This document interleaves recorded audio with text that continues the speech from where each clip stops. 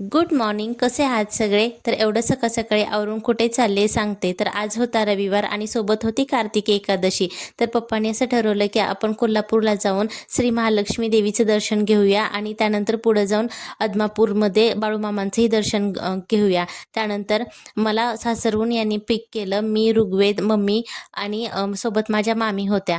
तर आम्ही इथं पोचलो महाद्वार रोडला आणि आता आम्ही देवीच्या दर्शनासाठी जातोय. भाविकांची आज प्रचंड गर्दी होती. तर देवीला अतिशय प्रिय असणारं असं कमळ मी घेतलं देवीसाठी आणि कमळ खरंच खूप सुंदर होतं.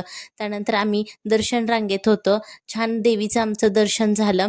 त्यानंतर आदमापूर येथे आम्ही पोचलो. इथं सुद्धा तशी भाविकांची खूप गर्दी होती, पण दर्शन अगदी पटकन झालं, अगदी 20 ते 25 मिनिटामध्ये. आणि आम्ही पहिल्यांदाच आलो होतो आदमापूरमध्ये. मंदिर ही अगदी प्रशस्त आहे, खूप सुंदर मंदिर आहे आणि वातावरण सुद्धा खूप प्रसन्न आहे.